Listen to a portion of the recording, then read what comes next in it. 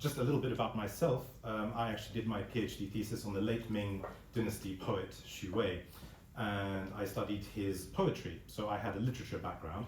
And then when I started working at Bonham's auction house, it was all porcelain. It was nothing to do with literature. But one field where the stories and the literature combined together with porcelain was transitional porcelain, this porcelain in this period here. So I hope I can impart some of my passion to you. And so the way I structured this lecture is we're going to pretend that we've invented a time machine and we're going to travel back in time. I always thought that was a good idea, to go back to the Ming dynasty, and we'll have a party, and we're going to pretend that we are scholars, and we're going to go through the life of an imaginary scholar, of what it would have been like to live in the late Ming, go through the exams, and a visit to the red light district as well, to Qinhuai, and visit some courtesans. And then we're going to try get a job in government and see how difficult that was. And then we'll talk a bit about life after work, retirement and seclusion. All of this is documented in transitional porcelain. And so it's a very useful point of reference. So first, I will just go into the historical context, a scholar's journey through turbulent times. So, we often mention the term transitional porcelain. What do we mean by transitional? We mean the transition between the Ming dynasty and the Qing dynasty. Officially, historians say the date is 1644. However, when a dynasty conquers another one, they don't just hand over the keys and say, wipe your feet when you come in. These are long, turbulent sort of wars and chaotic periods.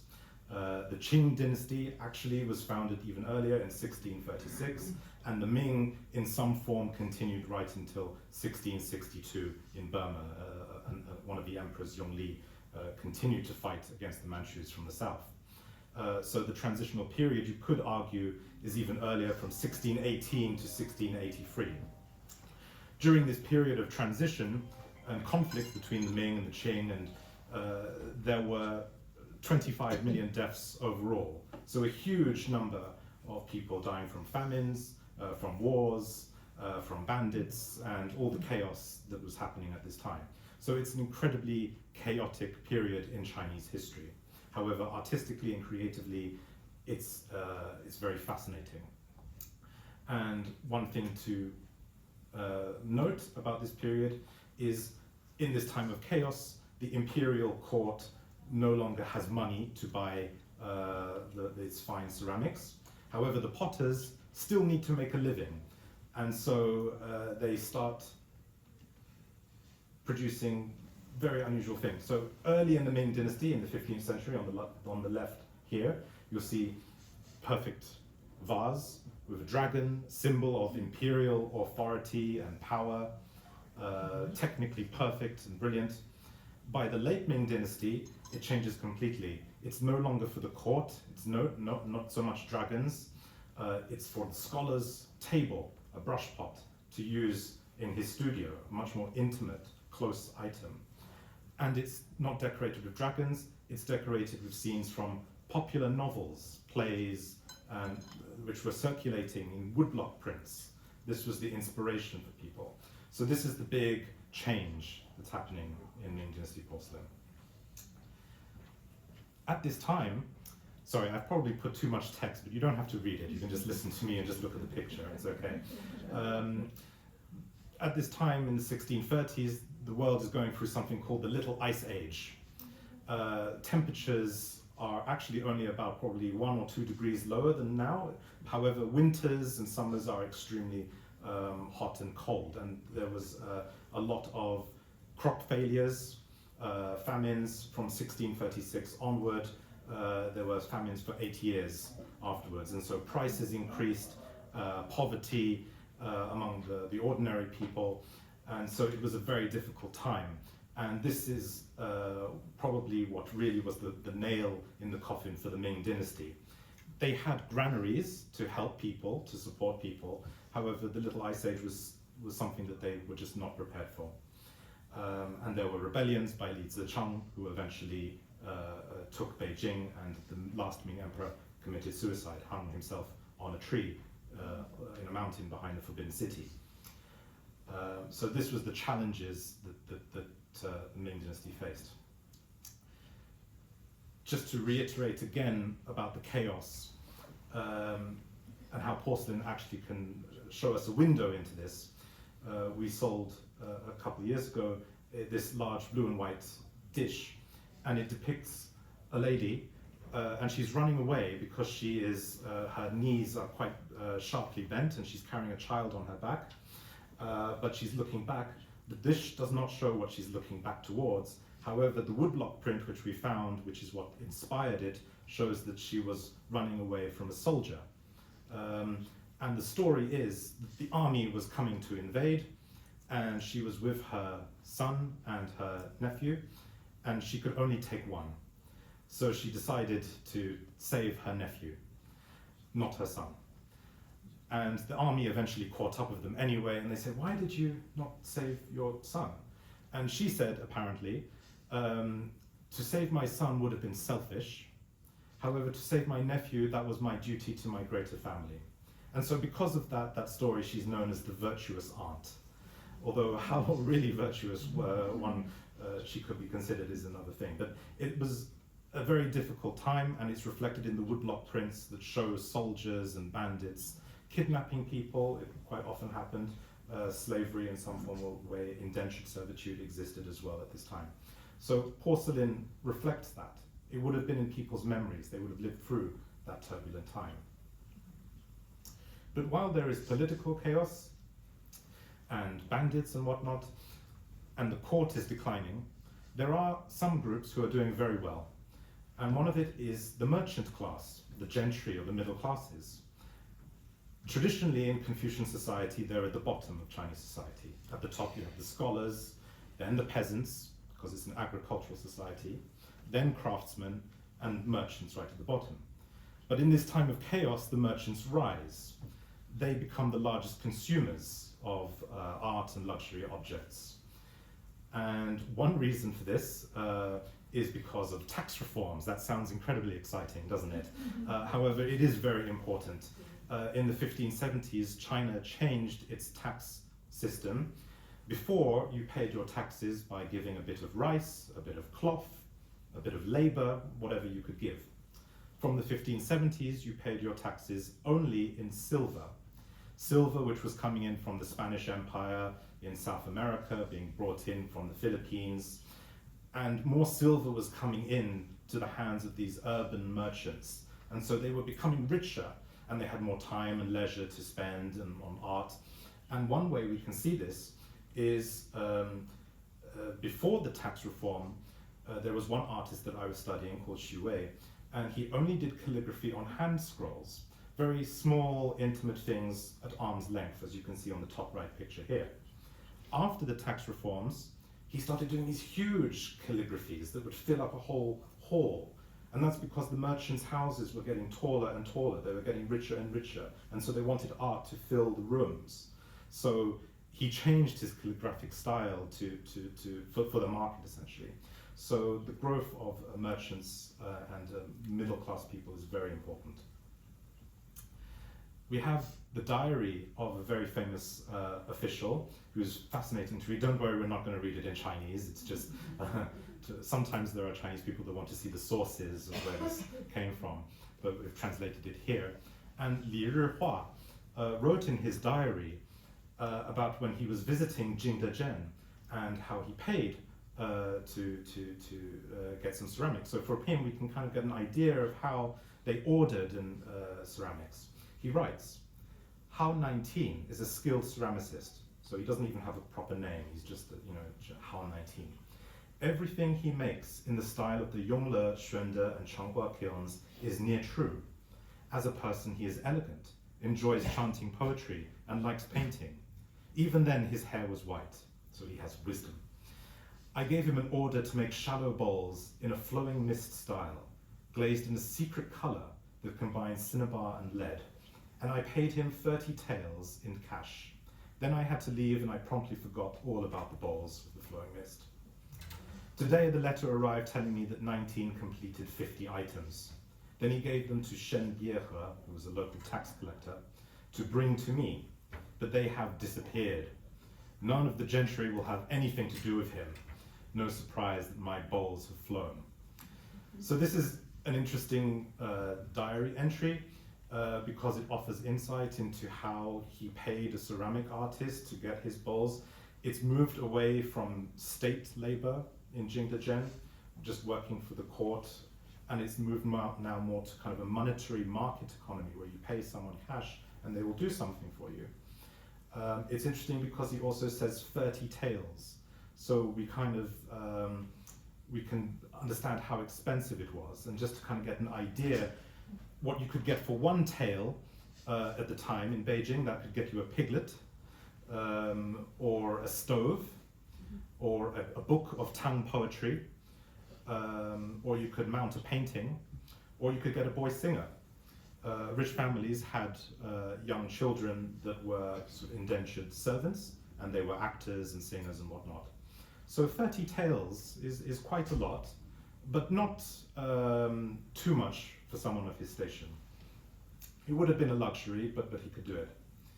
The other thing that's noticeable about his entry is the corruption, how his bowls disappear, they're stolen by his tax collector, Shen Biehe. Corruption is endemic in the Ming. So with these gentry people, these middle classes, they have time. Oops, that's my boss. There is a boom in publishing industry and the book market. People want to read novels, they want to be entertained, they have time, they don't want to just study the Confucian classics. They want to read exciting things. They want to learn how to become an artist, learn how to paint, what antiques to buy. And so these scholars are very threatened by these nouveau riche people, and they published a lot of books about telling you what you should buy, what is elegant, what is ya, and what is vulgar, what is su. And there's a very important treatise called the Treatise on Superfluous Things, which tells us what sort of antiques you should buy. And also how to paint and how to draw, how to be like a literati scholar. And this is very important for the potters later because they have so much inspiration and woodblock prints from which to copy later on the porcelain. This is exactly the time of the 4 great Ming novels. You know, you have Romance of the Three Kingdoms, it's a military strategy story, Outlaws of the Marsh, sort of like a Robin Hood, steal from the rich and give to the poor. Journey to the West, the story of Monkey going to India to find the Buddhist sutras, and Plum in the Golden Vase, a very famous erotic novel. So the Ming dynasty's great contribution to Chinese literature is novels. And in fact, actually, one of the lots here in the sale, just in the room next door, is a famille vert dish, and it is a scene depicting the novel Outlaws of the Marsh. And you can tell it's Outlaws of the Marsh and not anything else because one of the figures is carrying 2 axes. And so I know this immediately is Li Kui, the Black Whirlwind. He's a very famous character in the novel, a bandit, sort of a virtuous criminal, if we can call him that. And just to sort of show how sophisticated books were and the printing industry could be at this time, you could also get highly luxurious, multicolored woodblock printed editions of your famous stories. This one is in the Cologne Museum of East Asian Art. It's Romance of the Western Chamber. And it shows the moment when the man is in love with a woman and he's jumping over the wall to get closer to his lover. Can you find where he is? He's actually reflected in the water on the wall, on the top right, and then his shadow is shown on the floor by the moonlight. There's a shadow a bit behind the wall, and then you can see his leg just behind the rock. So he's actually depicted 3 times. A highly sophisticated way of depicting someone, and multicolor. It's a beautiful book. So a highly sophisticated publishing industry. Altogether, created the perfect environment for inspiration for potters to create ceramics for this new gentry who now had money to spend. And here I just, again, to hammer the point and reiterate the influence of woodblock prints and how it was copied on porcelain. The other thing to know about this time in the late Ming is international trade. There is the development of international markets. The Dutch are coming, the Dutch East India Company, but also export wares to the Japanese. So here you have a tankard copying a German metal shape, or European shape. This is not Chinese at all. However, it's decorated with Chinese scenes from Chinese novels and Chinese stories. I just want to also add a very typical trait of transitional porcelain in this period is the grass. It has like a little V tick. That's very typical of that period. And the other thing that you want to note about this period is how it imitates a hand scroll. So again, it's trying to cater to the scholar middle classes, and the hand scrolls have like a border on the top and bottom. So you see the top of the border here on the top and bottom of the mug. We used to think that the Ming dynasty was very secluded and cut off from the rest of the world. Our view of Chinese history is always influenced by our view of China today. If you spoke to my professors or my professor's professor, back in the day, they would have said Chinese culture was inherently anti-capitalist back in the day of the Cultural Revolution.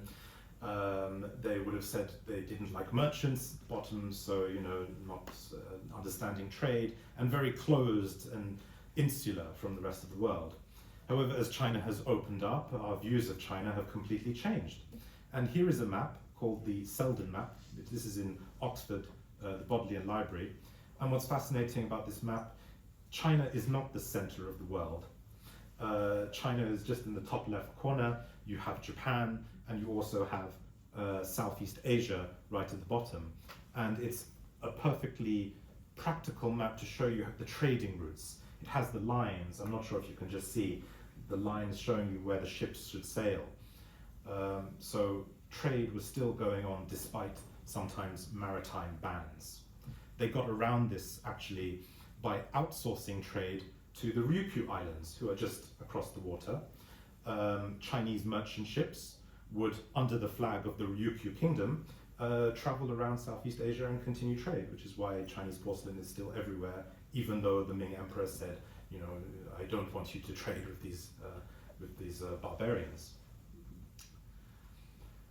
There is, as I mentioned earlier, a market of export to the Japanese, and it's a very different aesthetic. The Japanese, like for their tea ceremonies, simple, rather humble, slightly rustic looking porcelain wares, very different from the Chinese. The Japanese have the aesthetic of wabi-sabi, perfection, perfect imperfection. And often these, what we call kosumetsuke, it's the Japanese term for old blue and white, they usually have fritting, sort of like chips on the glaze.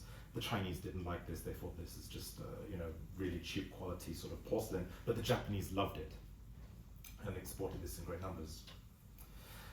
Another contributing factor is the discovery of cobalt within China in Zhejiang, and a good source and new techniques for mining and getting this cobalt. Before, in the early Ming dynasty, cobalt comes from Central Asia. It has to be imported by Muslim and Inner Asian merchants, but now they found a source within. Improved kilns as well. There is a new kiln shape at this time. Here it's kind of like a double gourd, which stabilizes the temperature. Sometimes it's kind of like called an egg gourd, like an egg kiln, egg shape. Here's a model of one. This is 19th century, but it gives you an idea. So these technological advances helped create this sort of wonderful porcelain that we see in the transitional period. So despite chaos, time of great creativity as well.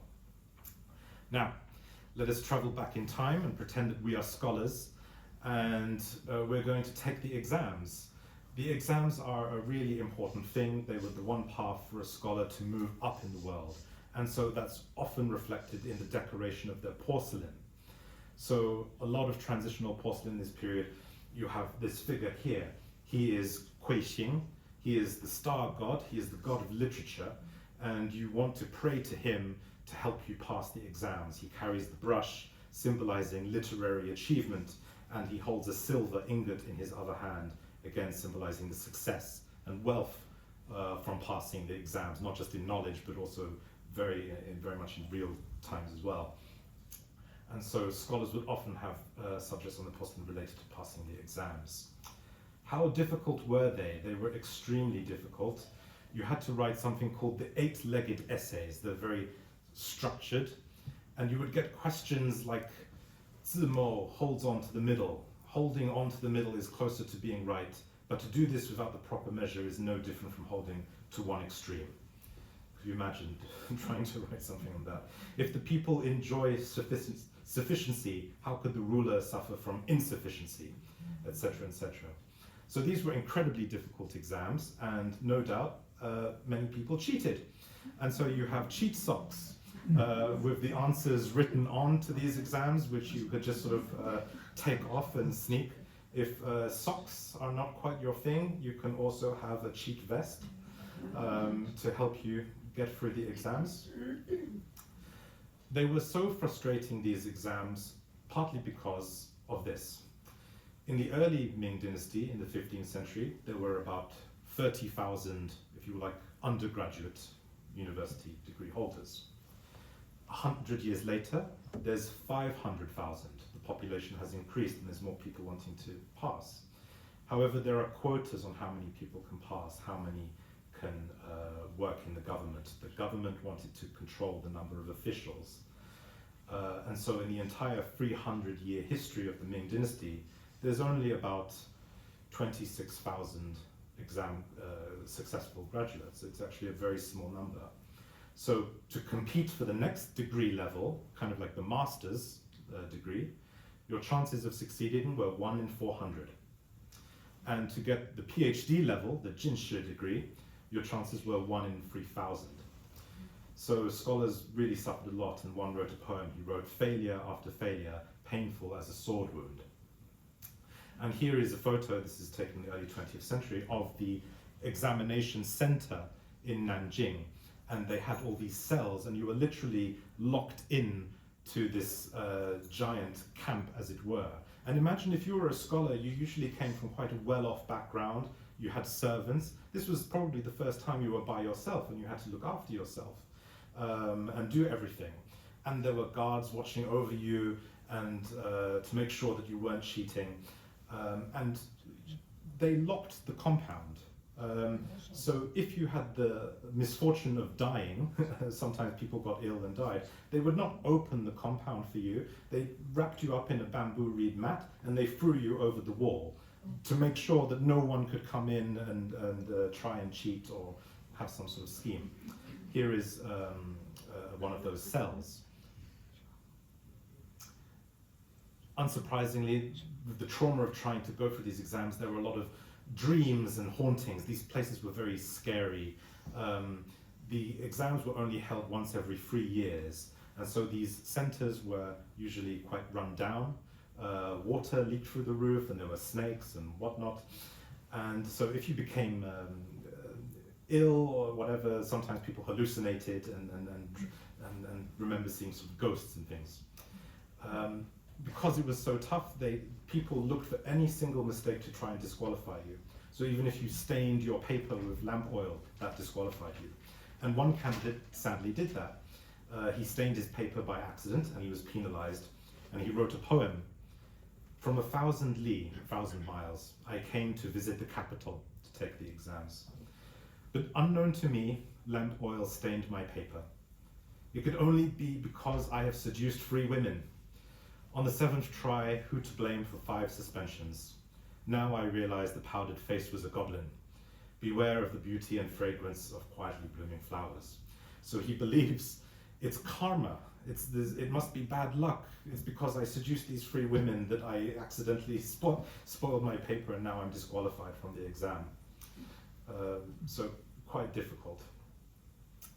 This is a dish actually from the Anthony Lovett collection, but it was really fascinating. Men found it so difficult to pass the exams, and of course your measure of your worth as a man was, in that time, dependent on how you passed, your knowledge of the Confucian classics and your virtue. So if you failed the exams, you were seen as somehow less than the true man, not a virtuous man at least. And so one scholar wrote a story about a woman who is dressing up as a man, and passes the exams. Women are absolutely forbidden from taking exams. And here is the only dish I've ever seen which shows that woman dressed as a man. We know it's her because in Chinese it says 女状元. 状元 is the highest level person that passes the exams, and 女 is female. So a very unusual dish. But it represents the frustration that people felt.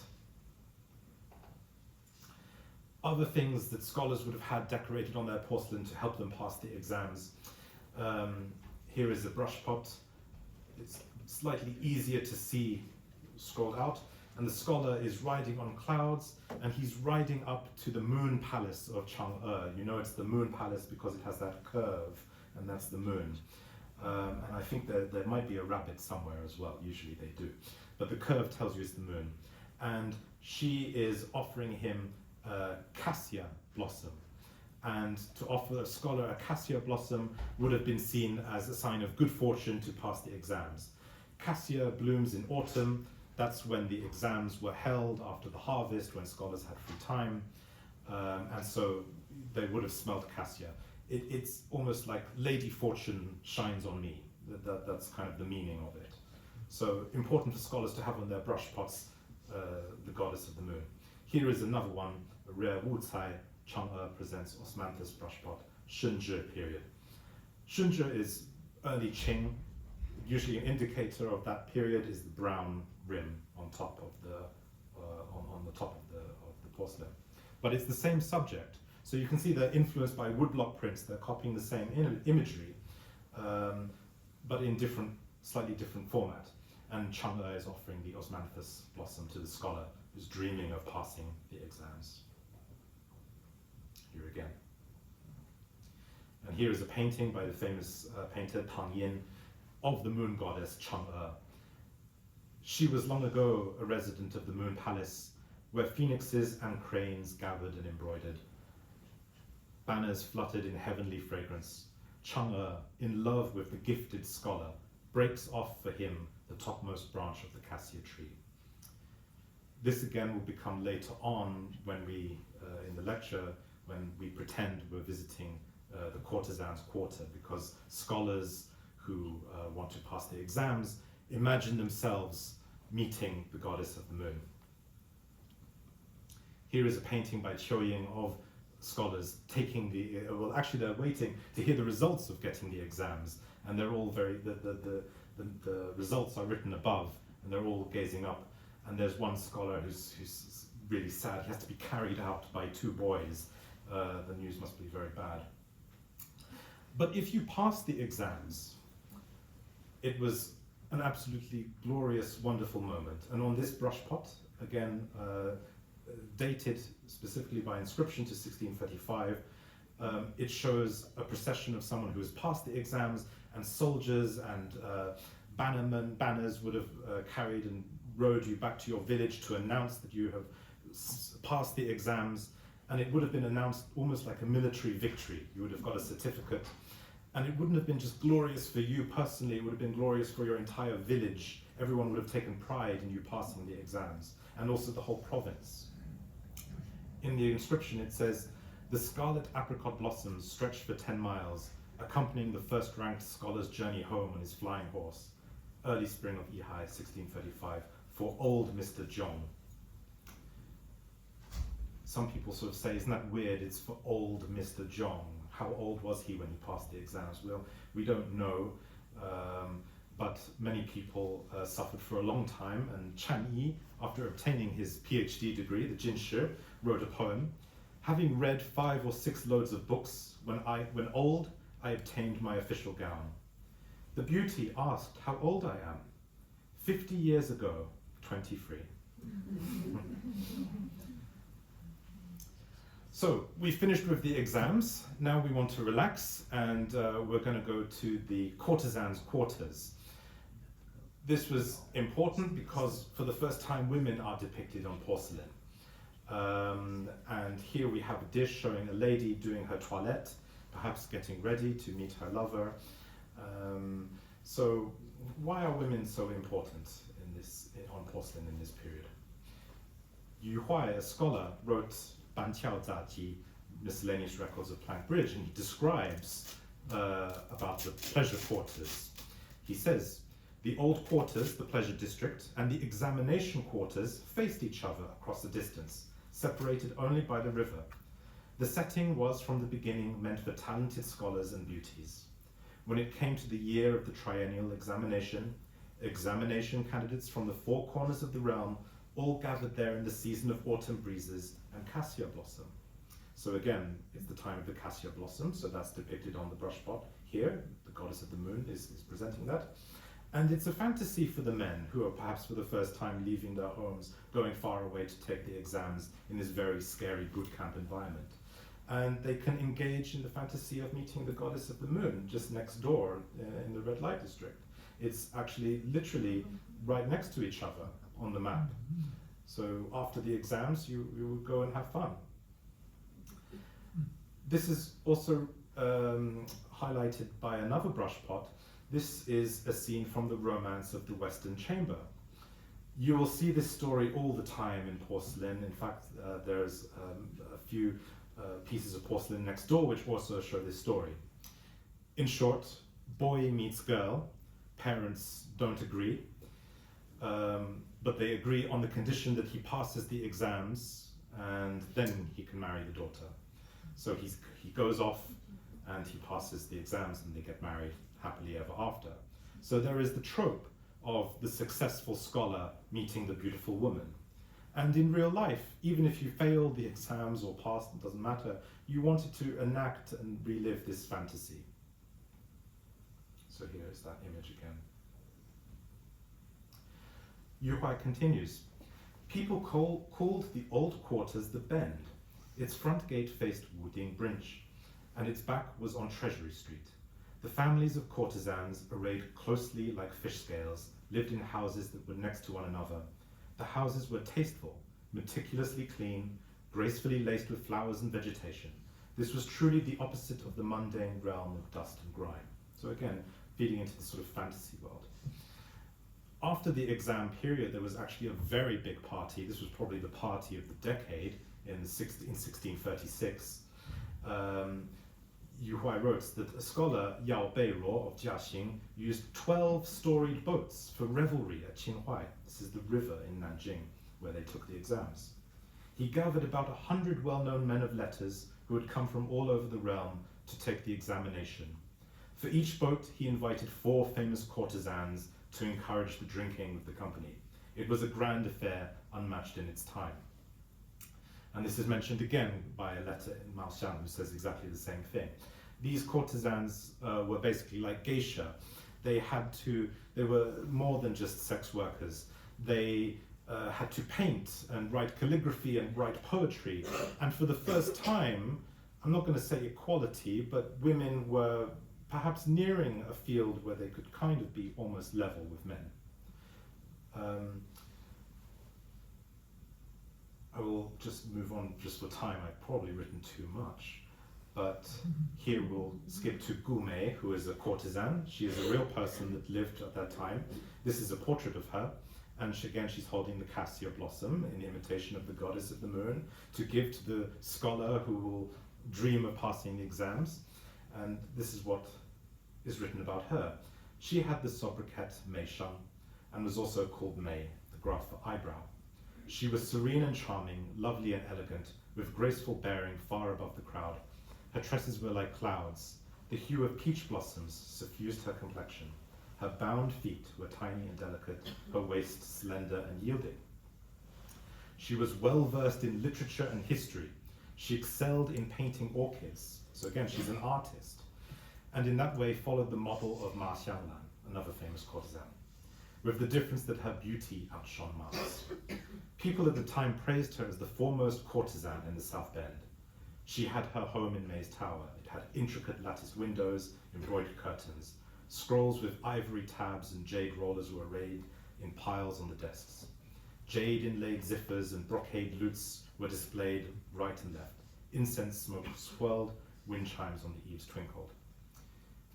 Here is a painting done by Gu Mei of orchids, and you would paint these orchids to give as gifts to your clients in exchange, but you had to play the game. You had to be on an equal level with them. And so for the first time, women are really being much more involved in the cultural scene of China on an almost equal level to men.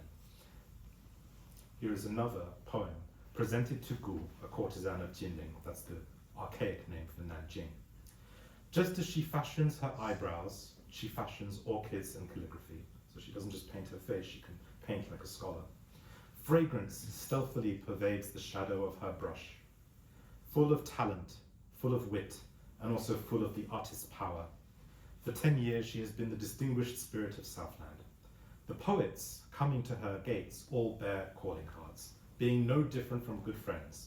Yeah, that's the key point. They're almost like good friends. They're equal to men. There's not a woman just hiding in the kitchen or in the back rooms, you know. Surrounded by paintings, books, and antique vessels, it is hard to make room in the mind for romantic affairs. And so you see in porcelain at this time, women engaged in calligraphy and painting, in the four arts of the scholar, things that were reserved entirely for men. But now women are depicted on them. They're the sort of the pin-up girls of their day. There is even the philosopher Li Zhi writing in the late 16th century that he says in his scandalously titled book To Be Burned, he writes that women are equal in intelligence to men. It's absolutely shocking. I actually said that to a Confucian scholar today that wants to promote Confucianism as an ethical system, and he said, no, he's too radical. So again, depictions of women in woodblock prints, again, kind of like the pin-up girls of their day, but sort of educated, cultured superstars, and how that, you know, influenced porcelain as well. You can see how the potters used it to decorate the porcelain. They were mostly inspired by the artist Chen Hongshou, who did this, the style of the cloud hair bun, kind of very large hair. Chen Hongshou was a very popular artist. He didn't just do paintings on silk, he also did woodblock prints. He had a studio, he did playing cards. So extremely popular among ordinary people. They would have seen these images, and those playing cards and things like that would have gone to Jingdezhen and been seen by the decorators and the craftsmen and then painted on the porcelain. So that is the significance of women on porcelain at this time. If you notice something else, just as a little side note, on her table she has a little round circular box. And we actually had, in the same collection, the Marsh Collection, had a cloisonné circular box exactly from the same period as well. So it was quite fun. This was very unusual. It's yellow, imperial colored, with an imperial mark. Here is a round dish, and this is quite fascinating because this is dated by inscription to 1644. So this is exactly the time when, according to official history, the late Ming ends and the Qing begins. However, you know, as I said, craftsmen continue to live on. The late Ming is still going on, but he's using the brown rim that we usually associate with Shenzhou. But the brown rim on porcelain continues a little bit earlier. It's not that it only starts in Shenzhou, it goes from the late Ming as well. It shows Budai, sometimes called Maitreya, the Buddha of the future, with children, and again, kind of encapsulating the longing to have lots of children and descendants to pray for you when you become an ancestor. It's very important in the Confucian tradition that you have children to pass on your family name and to pray for you on the altar. The interesting thing as well, it's a bit too faint here on the projector, but the mark is exactly the same as on a blue and white vase in the Shanghai Museum as well. Dated into 1653, so well into the Qing dynasty. But again, just to sort of show how the artists, craftsmen lived on into the Qing dynasty, and they could do different styles as well. Here it's a blue and white sleeve vase. But the yearning of having children is encapsulated if we go back to Gu Mei, the courtesan that we met earlier. Gu Mei later got married, but she couldn't have a son. Here is what Yu Huai wrote about her. Having become Gong Dingzi's concubine, Gu Mei tried every possible way in quest of an heir, but ultimately did not have a son. She even went so far as to have a baby boy carved out of special fragrant wood, with all four limbs movable. It was wrapped in swaddling cloth of brocade and embroidered silk. A wet nurse was hired to suckle it, and a nurse would raise its front garment when she pretended that it was urinating. People inside and outside all called it Little Master, and Gong did not put a stop to it. At that time, Gong, as overseer of ritual, had his residence by Westlake, and the Hangzhou people called this baby the human anomaly. So kind of the frustration that people had back in the day when infant mortality was so high, and if you couldn't have a children, the absolute disgrace in the Confucian society that this was, led her to be so frustrated that she even had a wooden baby carved so that everyone pretended it was a child. So the dish with lots of children encapsulates that yearning for lots of children in Confucian society. So now we've had fun with our courtesans, and as a scholar, we now have to get a job and enter government. This was also very difficult, and there were societies that you could join that would help you give connections. The most famous one was the Revival Society. So we mentioned the party with the 12-storied boats and having fun with courtesans. That was actually held by the Revival Society. And they were against corruption, apparently, in court.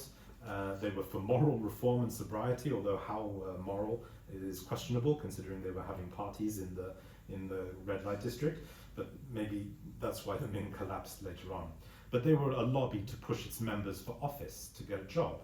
And there were board games, almost like snakes of ladders, where you would climb up the official rank to get the job. So this is a board game, and all of the officials are a different rank, and your job is to try and get into the middle to get into the center. The dream of passing the exams and getting a job and moving up through the bureaucracy is encapsulated in this brush pot. It's a bit easier to see here when it's opened up, and you see a boy pointing at the sun. In Chinese, 直日, pointing at the sun. What does that mean? Well, it creates the rebus, 至日高升, may you rise every day like the sun. So rise every day through the ranks of the bureaucracy. In another porcelain vase of this period, we are shown Zhonghui. Zhonghui is the demon queller. Now, here's the woodblock print from which it was inspired. Just to make it easier, here is the depiction of it. It has the V-tick grass as well, very typical of transitional period. And Zhonghui, the demon queller, according to legend, passed the exams, but he was so ugly, the emperor disqualified him. And he was so upset by this that he committed suicide. But the emperor had a bad dream, a nightmare, and in his dream, Zhonghui, this scholar, came and dispelled the ghosts. And so he posthumously became the demon queller. And here he is riding on a deer. Why is a deer significant? Because deer in Chinese is lu, which is also the same for a salary, or the scholar's salary, a lu. So this encapsulates the wish for having a salary. Some people also think there is perhaps a political element, because in earlier paintings of Zhonghui, the demon queller, this is in the Yuan dynasty when the Mongols ruled China, some scholars interpret the depiction of demons to be a subtle way of depicting foreign invaders, in this case the Mongols who ruled China, but at the time when this was done, perhaps the Manchus. I'm not entirely sure. Incidentally, the painting depicted here shows Zhonghui being taken on a procession by ghosts, because after he committed suicide, he's very worried for his sister who's still alive and wants to get married, and so he comes back to life with the ghosts in a procession to send his sister off to be married. It's actually depicted in one of the porcelain plaques next door, although not with ghosts. But how hard it was to be an official, Yuan Hongdao writes, being an official entails suffering. Being a magistrate causes the most suffering of all. And if you're a magistrate of Wuxian, then the suffering is multiplied a millionfold. Worse than the labors of ox or horse. Why? Because superiors visit you like gathering clouds. Travelers stop by like drops of rain.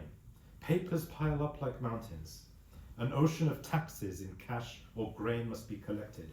If you work and write morning and night, you still can't keep up with all of it. Misery, misery. He wrote, the same scholar, when court was held very early in the morning, actually, usually sort of 4 in the morning, so before dawn. So leaving Porxiang at dawn, I get out of bed before sunrise and half asleep climb into my carriage. These official journeys are like food stuck in the teeth. Homesickness as unpalatable as spoiled water chestnuts. A girl stands in front of an inn, her hair uncombed. A Buddhist monk boils water in a little hut. Not intoxicated, but not sober either. I listen as the morning drum sounds through the dust. So his greatest dream was to leave the job. Once you pass the exams and get the money as an official, you want to retire. And so we moved to retirement when you could really have fun as a scholar. And that's encapsulated by this giant brush pot showing the 7 sages of the bamboo grove.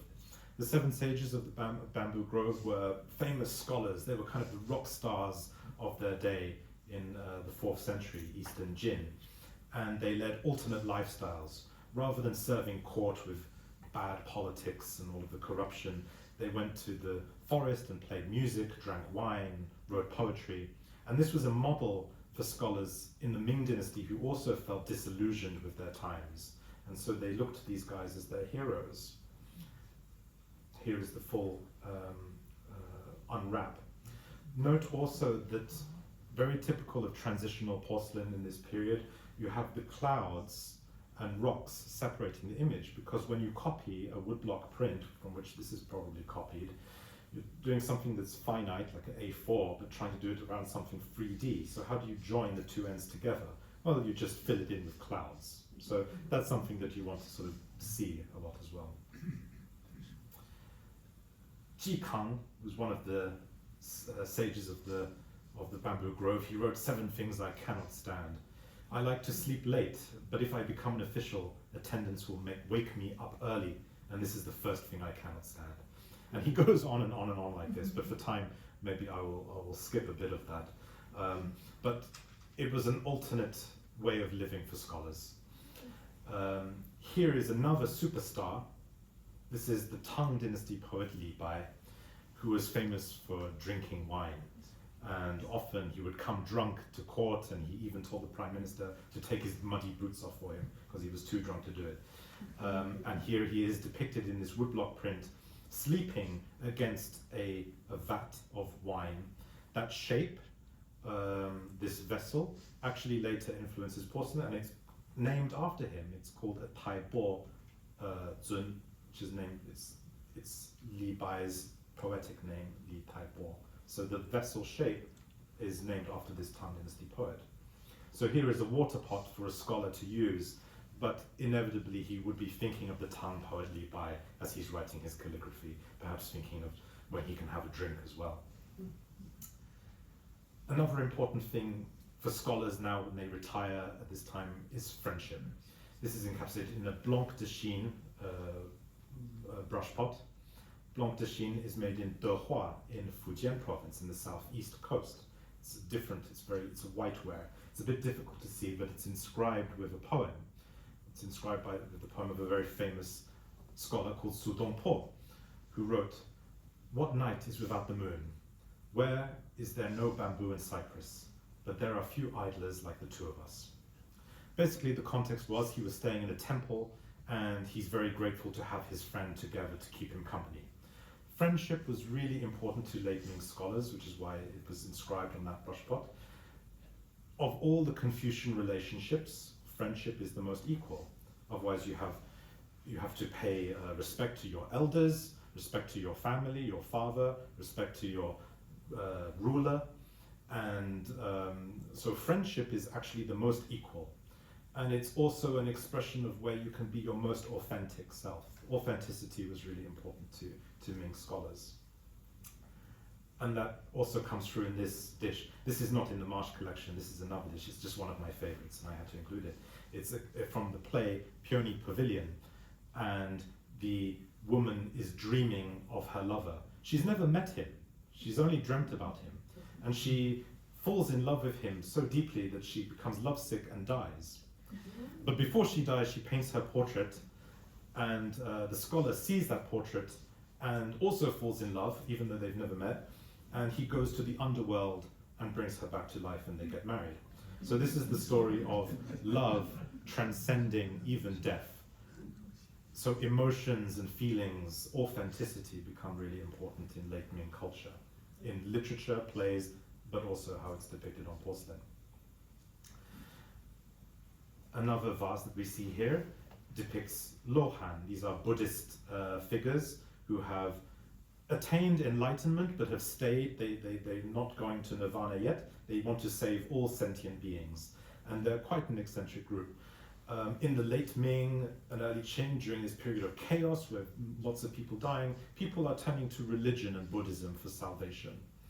But these Buddhist figures are also very eccentric, and the artist can have a lot of fun. There's one who tames the tiger, representing taming your spirit, and so forth.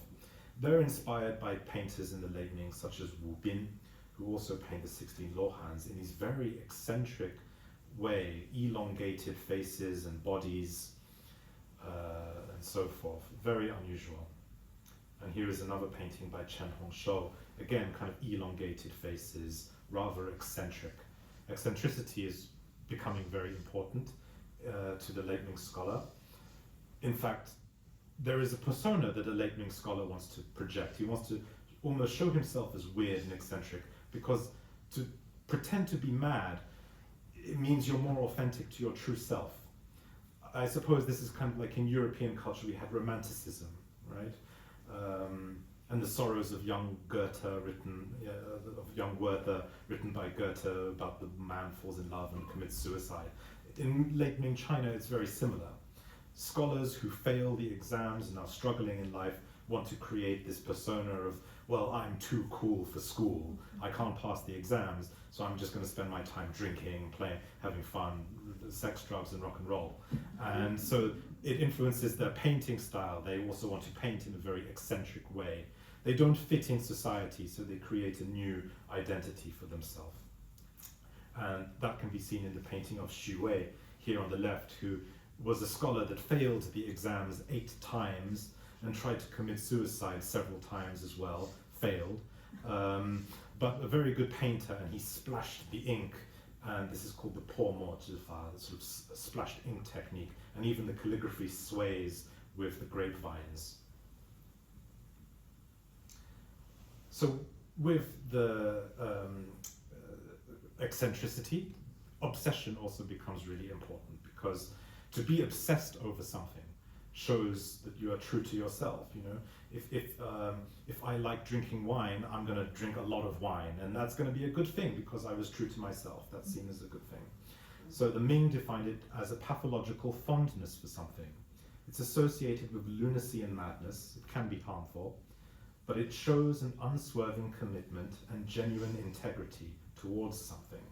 So this could be collecting books, rocks, collecting paintings, bronzes, flowers, even sex and homosexuality.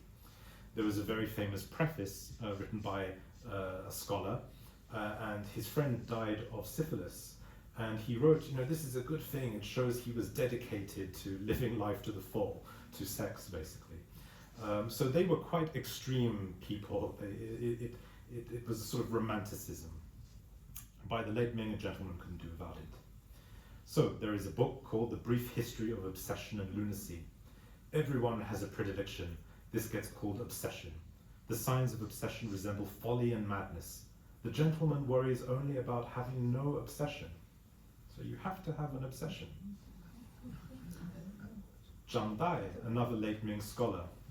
One cannot befriend a man without obsessions, for he lacks deep emotion. Nor can one befriend a man without faults, for he lacks integrity. And Yuan Hongdao wrote, I've observed that in this world all those whose words are insipid and whose appearance is detestable are men without obsessions. So the moral of that story is it's good to be obsessed about collecting porcelain, because then you're a more moral and true person. So thank you very much. On that note, just before I finish, just to say we will have part 5 of the Marsh Collection coming up for sale in London in November. With that, thank you very much.